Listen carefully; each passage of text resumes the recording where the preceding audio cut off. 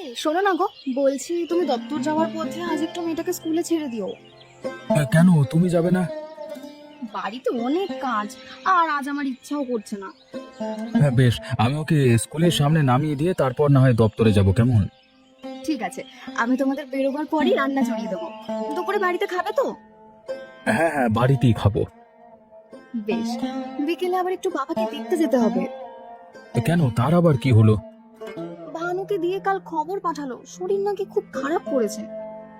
সে কি? আচ্ছা, তুমি আজকে গিয়ে খবর নিয়ে এসো। আর হ্যাঁ, এ কি টাকা কিসের জন্য আবার?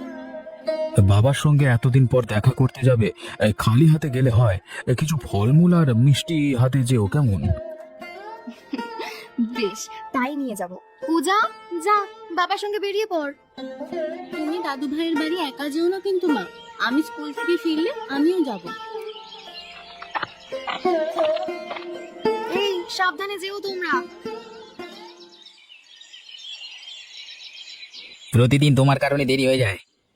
আমার কি দোষ? আমি তো রোজই ডেকে দিই। আজ শরীরটা একটু খারাপ করছিল তাই আর কি। চুপ করে দাও, তুমি আর তোমার এই শরীর খারাপ যত সব বাহানা। এভাবে কেন বলছো গো? বলবো না তো কি করবো শুনি? প্রতিদিন এভাবে দেরি করতে থাকলে আমাকে চাকরি থেকে বের করে দেবেন বাবু। এরপর সংসার কি চালাবে শুনি? তোমায় কত করে বললাম আমাকে একটা সেলাই মেশিন কিনে দিতে, তা দিলে এখন? এই সেলাই মেশিন কিনে দু একটা জামা কাপড় সেলাই করে কত কামাই করবে শুনি? বেশি না হোক, অন্তত কিছু টাকা হলেও তো সংসারে আসতো। তোমার এত সংসারে চিন্তা করতে হবে না। পরে লোকে বলবে আমি বইয়ের টাকায় সংসার চালাই যত সব। কিন্তু এই শোনো, এই সাত সকালে তোমার এইসব মানে কথা শুনবার কোনো ইচ্ছে আমার নেই, বুঝলে? আমি চললাম। আর এই মেশিন কেনবার বেশি ইচ্ছে হলে তোমার এই বুড়ো বাপটাকে গিয়ে বলো যত সব। বাবার শরীরটা খুব খারাপ করেছে গো, কালকে ভানু এসে বলল। আজকে গিয়ে একটু দেখে আসবো। নেকা, শরীর খারাপ দেখতে যাবে? কোনো দরকার নাই। তুমি ওখানে গিয়ে বসে থাকলে বাড়ি থেকে থাকবে শুনি? কোনো দরকার নেই, কোথাও যাবে না। কিন্তু বাবা যে। ব্যাস, যা বললাম তাই শেষ কথা। আর মেয়েটাকে সময় মতো স্কুল থেকে নিয়ে এসো, যেন দেরি না হয়। হ্যাঁ,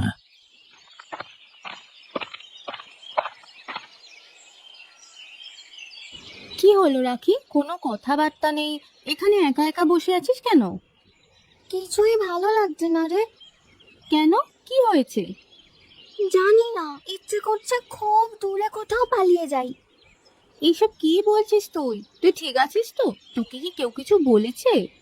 না না, কেউ কিছু বলেনি, কিন্তু কিন্তু কি? তুই তো আমাকে সব বলিস রে, সত্যি করে বল না, কি হয়েছে? আমার আর বাড়িতে ভালো লাগে না, কোনো শান্তি নেই, শুধু ঝগড়া আর ঝগড়া। কে ঝগড়া করেছে তোর সাথে? আমার সঙ্গে কেউ কেন ঝগড়া করতে যাবে? আমি মা আর বাবার কথা বলছি, একদম তো তারা শান্তিতে থাকে না। মন খারাপ করিস না, এমন তো একটু একটু হবেই। তোর মা বাবা তো সবসময় মিলেমিশে থাকে, তাই তুই আমার কষ্টটা বুঝতে পারবি না। এভাবে বলছিস কেন রাখি? আমি বুঝতে পারছি তোর মন খারাপ হওয়াটাই স্বাভাবিক, কিন্তু মনে কোনো ভুল চিন্তা ভাবনা আনিস না, এটা ঠিক নয়। তাহলে কি করব আমি, তুই বল। একটুখানি সময় দে, দেখবি একদিন তারা নিজেদের ভুলটা ঠিক বুঝতে পারবে, আবার সবটা ঠিক হয়ে যাবে। এক কাজ কর, আজকে বিকেলে তুই আমাদের সঙ্গে চল। তোদের সঙ্গে? কোথায়? আমি আর মা আজকে দাদু ভাইয়ের বাড়িতে যাচ্ছি, দাদু ভাইকে দেখতে। তুইও চল, দেখবি ভালো লাগবে। বেশ, তাহলে তোরা যাওয়ার সময় আমাকে সঙ্গে নিয়ে যাস। ঠিক আছে, চল চল, এখনই ক্লাস শুরু হয়ে যাবে, তাড়াতাড়ি ভেতরে চল। হ্যাঁ হ্যাঁ, চল চল।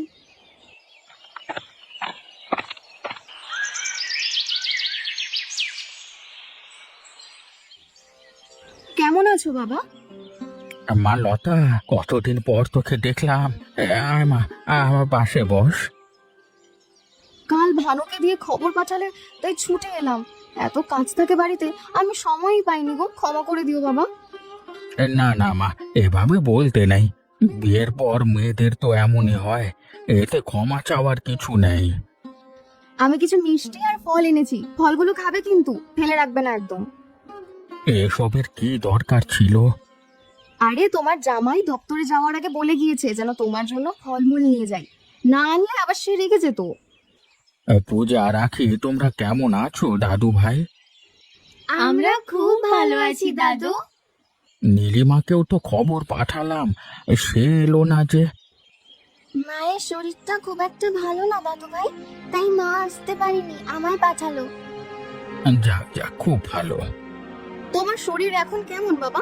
বেশি খারাপ লাগছে? না রে মা, তোদের দেখে আমার শরীর মন একদম চাঙ্গা হয়ে গিয়েছে। বুঝলে খগেন, আমার ছেলের সামনে বিয়ে, কিন্তু একমাত্র ছেলে বলে কথা, কোনো বড় উপহার না দিলে মনে শান্তি পাবো না। বাবু আপনি তো চাইলেই সব পারেন, বড় কোনো উপহার দেওয়া আপনার জন্য তেমন কোনো ব্যাপার নয়।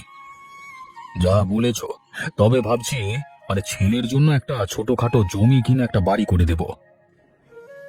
পরিকল্পনাটা মন্দ নয়, করতেই পারেন, আপনার একমাত্র ছেলে বলে কথা। কিন্তু ভালো জায়গা কোথায় পাবো? আর জায়গা জমির আজকাল যা দাম। আমি যদি একটা ভালো জায়গার সন্ধান দিতে পারি, তবে আমার হাতে ওই বাবু বাড়ি করার টাকা তুলে দিতে দুবার ভাববেন না। আরে কি হলো, কিছু বলছো না যে? বাবু ঠিকই বলেছেন, জায়গা জমি তো ভীষণ দাম, তবে যদি আমি আপনাকে একটা ভালো জমির সন্ধান দিতে পারি, মানে তাও যদি বিনা পয়সা হয়। বিনে পয়সায়? আগে হ্যাঁ, কোনো টাকা মানে খরচ করতে হবে না, শুধু একটু খুশি করে দিলেই হবে আমাকে। এই। বেশ, তুমি যদি আমাকে এমন কোনো জায়গার সন্ধান দিতে পারো, তবে আমি তোমাকে নগদ 5,000 টাকা পুরস্কার দেব। নগদ 5,000 টাকা? ঠিক আছে বাবু, আপনি তৈরি থাকুন, আমি কাল পরশু আপনাকে জায়গা দেখাতে নিয়ে যাবো, ঠিক আছে? বেশ, তাহলে তো আর কোনো চিন্তাই থাকলো না। যখনই পারো আমাকে বলো, কেমন? আমি জমি দেখতে যাব তোমার সঙ্গে।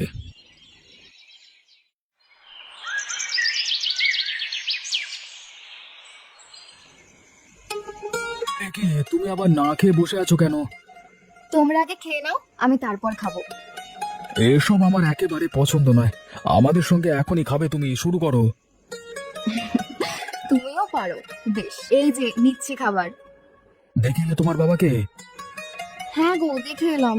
অবস্থা খুব একটা ভালো নয়, না খেয়ে খেয়ে একদম শুকিয়ে কাঠ হয়ে যাচ্ছে মানুষটা। সে কি, তো তুমি সঙ্গে করে এখানে নিয়ে এলে না কেন? বলছো? তাহলে বাবাকে এখানে নিয়ে আসি, কিছুদিন একটু যত্ন আত্তি করলাম।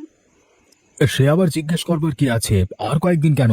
আরে এখনই গিয়ে নিয়ে এসো, যতদিন সুস্থ না হয় আমাদের সঙ্গেই থাকুক। বেশ, আমি তাহলে কাল গিয়েই বাবাকে নিয়ে আসবো। জানো, বারবার শুধু নীলিমার কথা জিজ্ঞাসা করছিল। কেন, নীলিমা যায়নি দেখা করতে? না, বাবা ওকেও খবর পাঠিয়েছিল, শুনলাম ওর নাকি শরীর খারাপ। বাবা জানো, আজকে রাখি স্কুলে বলছিল প্রতিদিনই নাকি ওর বাবার সাথে ওর মায়ের ঝগড়ায় লেগেই থাকে। রাখির ভীষণ মন খারাপ। তাই নাকি? এই খগেন আর ভালো হলো না, বুঝলি? কই, নীলিমা তো আমায় এ ব্যাপারে কিছুই বলেনি। এইসব কথা কি আর বলা যায় সকলকে? তবে খগেন যে চরিত্রের লোক, ও দৈনিক অশান্তি করবে, এতে আমার কোনো সন্দেহ নেই। দেখি, আমি তাও গিয়ে একবার নীলিমার সঙ্গে কথা বলবো। হ্যাঁ যেও, আর তোমার বাবাকে আমাদের বাড়ি নিয়ে আসবে। অসুস্থ মানুষ একা একা কখন কি হয় ঠিক নেই। হ্যাঁ, নিয়ে আসবো। আমাকে কোথায় নিয়ে এলি খগেন? বাবু এইটা সেই জমি, যেটার কথা আপনাকে বলেছি। এটা? হ্যাঁ বাবু, এটা হলো আমার শ্বশুর মশাই জমি। এটি তার বাবার মানে সময় জমি বাবু। হ্যাঁ, এখন অনেক দাম এই জমি। তবে তোমার শ্বশুর এই জমি যদি দিতে না চায়? বাবু দুই মেয়ে বিয়ে দিয়ে এখন তিনি একাই থাকেন, বুড়ো মানুষ, ধমক দিয়ে বের করে নিলে কিচ্ছু করতে পারবে না। কিন্তু আপনি কোনো চিন্তা করবেন না বাবু, আমি তো আছি। হ্যাঁ ঠিক আছে, তাহলে তুমি যখন বলছো জায়গা আমার বেশ পছন্দ হয়েছে, এই জায়গা নিয়ে গেলে খুব ভালো হতো। আপনার জায়গা পছন্দ হয়েছে এটাই অনেক, বাকিটা আমার উপর ছেড়ে দিন বাবু। বেশ, 1 সপ্তাহ সময় দিলাম, কিভাবে কি করতে হয় করো, এরপর আমি বাড়ির কাজ শুরু করব। 1 সপ্তাহ ঢের সময়। ততদিনে আমি সব কথা বলে নিয়ে তারপর সব প্রস্তুতি নিতে রাখবো বাবু। বেশ, 1 সপ্তাহ পর তাহলে আমি আমার ছেলে নিয়ে এসে এখানে জায়গাটা দেখিয়ে সব ঠিকঠাক করে ফেলবো, কেমন? আশা করি ছোট বাবুর এই জায়গাটা বেশ পছন্দ হবে। আমি আজকে আমার শ্বশুর আর স্ত্রীর সাথে ব্যাপারে কথা বলবো। বেশ বেশ, চলো তাহলে, এবার আমার যাওয়া উচিত। হ্যাঁ হ্যাঁ বাবু, আসুন আসুন, আমি আপনাকে বাড়ি অব্দি পৌঁছে দিয়ে আসছি।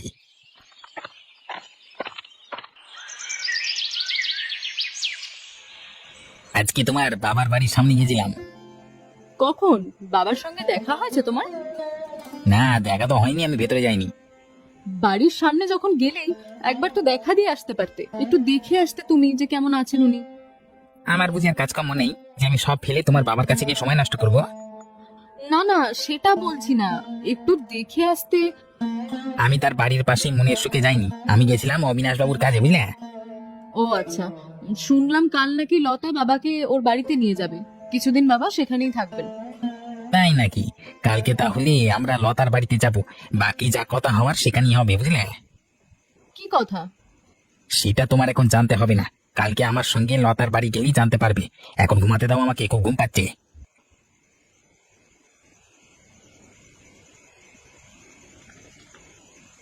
আপনার শরীর এখন কেমন আছে? চলছে কোনো রকমে। তুমি কেমন আছো বাবা? ভালোই আছি, এই সংসার চিন্তা সব নিয়ে দিন যাচ্ছে আর কি। তা আজকে হঠাৎ এখানে কি মনে করে আসা হলো খগেন? এই ভালো প্রশ্ন করেছে গোপাল। বাবার সাথে খুব জরুরি কথা ছিল, শুনলাম তিনি এখানে, তাই চলে এলাম আর কি। মতলব ছাড়া যে তুমি কোথাও যাওয়া আসা করো না সেটা খুব ভালো করেই জানা আছে। তবে বলো কি জরুরি কথা, আমরাও শুনি। বেশ বেশ, বলছিলাম যে বাবা যে বাড়িটা আছে সেটা তো বাবার পৈতৃক সূত্রে পাওয়া, মানে জমিতেই করা, তাই না? হ্যাঁ হ্যাঁ, ওই জমি আজ থেকে 55 বছর আগে আমার বাবা খরিদ করেছিলেন, তারপরে আমার নামে লেখা। কেন? বলছিলাম ওই জমিটা অবিনাশ বাবুর খুব পছন্দ হয়েছে। আপনি আর বাঁচবেনই বা কদিন বলুন তো? কি বলতে চাইছো কি তুমি? বলতে চাইছি এটাই, ওই জমিটা যদি অবিনাশ বাবুকে দেওয়া যায় তা আমাদের লাভ আর কি। ওই জমি বাবার পৈতৃক সম্পত্তি, আমরা ওই জমি বেচবো না। দেখো, ওই জমি রেখে কি বা হবে, বেঁচে দিলে তো আমাদের লাভ, তাই না? আমাদের নয়, তোমার লাভ। তুমি নিজের লাভের জন্য এখন বাবার জমির উপর নজর দিচ্ছ, তাই তো? বাবা খগেন, তুমি যা বলবে আমি শুনবো, কিন্তু এই জমিটার কথা, মানে এটা আমার ভিটে মাটি, পূর্বপুরুষের শেষ স্মৃতি, ওটা আমি বেচবো না। ভালো ভালো বললে, যদি কাজটা না হয় তবে অন্যভাবে আদায় করে নিতে হবে, আমাকে সেটা বাধ্য করবে না বাবা। তোমরা যা করবার করো, বাবার পাশে আমি আছি, দেখি তুমি কি করতে পারো। বেশ ভালোভাবে বললাম, বুঝলে না তো? এবার দেখো শুধু কি করি। চলো গিয়ে এখান থেকে, চলো।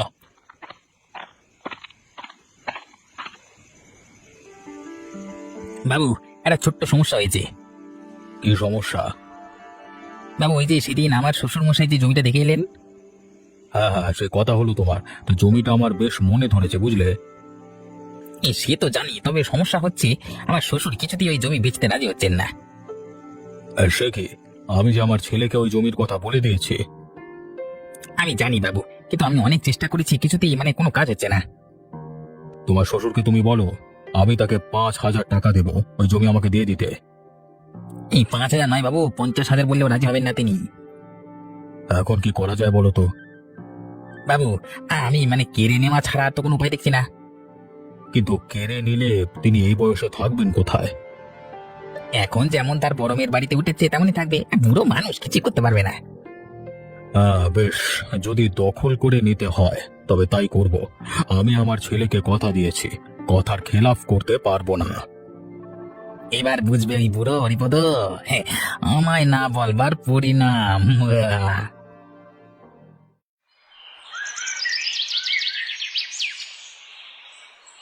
খগেন, এসব কি করছো? কেন ভয় পেলে? এই তো সবে শুরু, সামনে দেখো আর কি হয়। তুমি খুব অন্যায় করছো খগেন।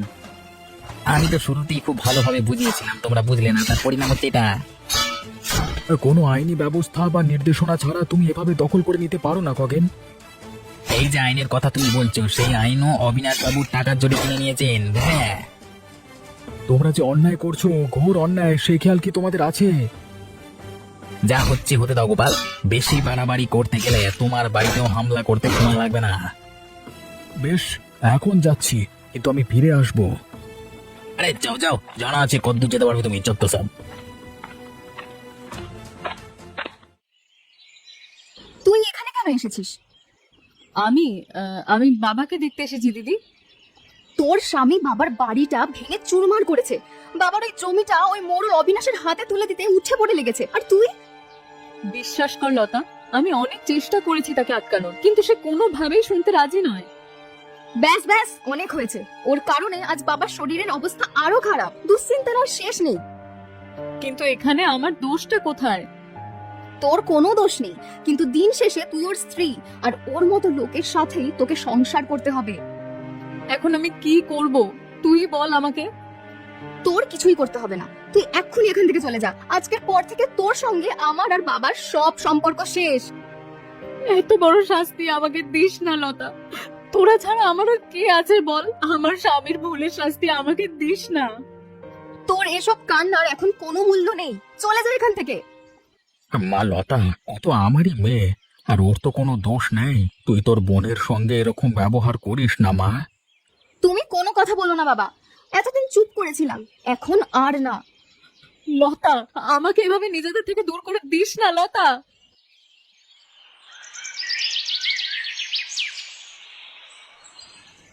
বাবা, তোমায় আমি একটা কথা বলতে চাই। কি হয়েছে মা, বলো আমাকে, বলো। জানো, আজ মা দাদু ভাইয়ের সঙ্গে দেখা করতে গিয়েছিল, তাই নাকি? আরে ভালো তো। কিন্তু লতা কাকিমা মাকে অনেক অপমান করেছে। কেন? কারণ তুমি দাদু ভাইয়ের জমিটা মোড়লকে দিয়ে দিচ্ছ, আর এই জন্য লতা কাকিমা বলেছে যেন মা ওদের সাথে আর কোনো সম্পর্ক না রাখে। আর কি হলো সেখানে? এরপর লতা কাকিমা মাকে ধাক্কা দিয়ে ঘর থেকে বের করে দিয়েছে, পূজাকেও আমার সঙ্গে কথা বলতে বারণ করে দিয়েছে। থাক, তুমি আর পূজার সঙ্গে কথা বলতে যাও না। বাবা, তুমি এসব করা বাদ দিয়ে দাও, দাদু ভাইয়ের জমি দাদু ভাইকে ফেরত দিয়ে দাও, তাহলে আমরা আবার সকলে আগের মতো হয়ে যাব। বাবা, মা, তুমি ছোট মানুষ, তোমার এসব ব্যাপারে কথা বলবার কোনো দরকার নাই। আমি যা করেছি তোমার জন্য করেছি, বুঝলে? কিন্তু বাবা, দাদু ভাই যে। আরে মা, খুব আদরের স্বরে বলছি, আর যেন এইসব ব্যাপারে তোমাকে মাথা ঘামাতে না দেখি। হ্যাঁ, যাক, ঘুমাতে দাও, ঠিক আছে?